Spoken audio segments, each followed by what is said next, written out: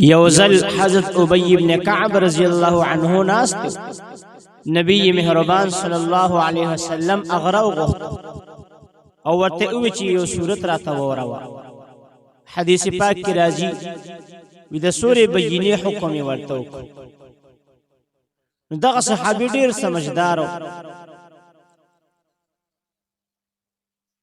چې کله تلاوت وکړو به تاسو وکړو د الله محبوب پیغمبر الله سمائی الله پاک زمانو ما غشتو چې ابی ابن کعب ته د قران تلاوت وکړه.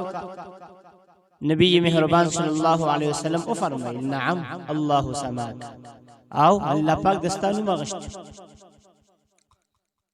ابی ابن کعب ته د قران تلاوت او تیم ورا پیغمبر زما پیغمبر تیم ورو زم د قران تلاوت اورم.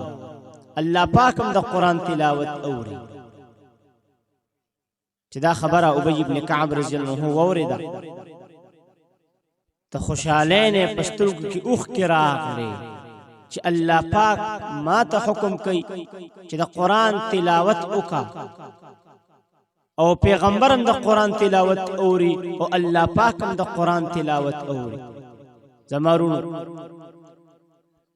که وګورو د سکول یو کتاب را واخلا او هغه یو ځل وایا دو ځل وایا بار بار چې هغه وې نو دا هغه نه بد زموږ شي. لیکن قران عظیم الشان یو داسې عجیب کتاب دی دا چې څومره وې انسان ته خوند ورکړي. یو ځل ویلو باندې جدا مزه او خوند دوباره وې جدا مزه او خوند. د قران معجزه امام عاصم رحمه الله پیر ذوالفقار سے لیکلی دی اهل دل کې تڑپا دینے والا واقعات د دویم جلد کې لیکلی. امام عاصم رحمه الله چې کلم مسجد نبوي ته تلو نو الته به د قران ډیر زیات تلاوت نو د هغه د خلینو به خوشبو تلا چاته تاسو کو چې حضرت تاسو په خله کې لاچی اچولې دي او کنا سبل سیزم پکې خله کې اچولې دي چې دا دومره عجیب خوشبو تاسو نزي دا خوشبو ما چرته نه محسوسه کړ.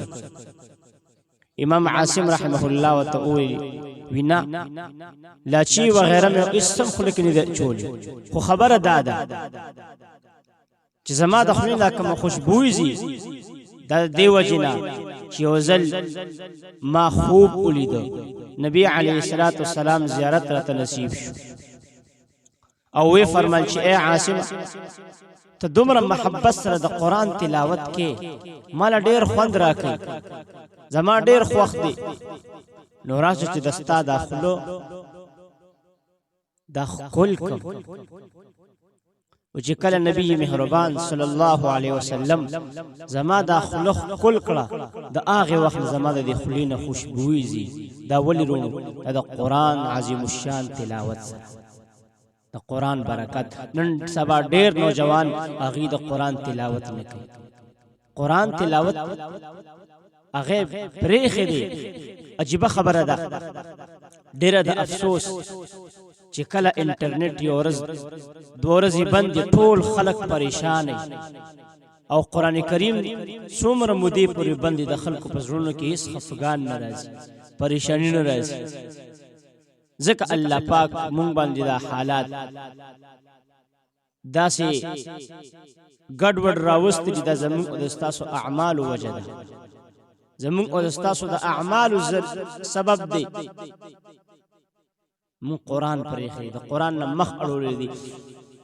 ومن اعرض عن ذکری فإن له معیشة ضنکا ونحشره یوم القیامت اعم. اللہ پاک فرمائی شپارسم سپارک وکچتا ستاسو زما دا قرآن نا مخواړو نو ستاسو زندگی لنډه او تنګه او د قیامت په ورځ باندې با د قبر نه په داسې حالت کې را پاسې میدان محشر ته په داسې حالت کې راځي چې تاسو بلاندې یړاند.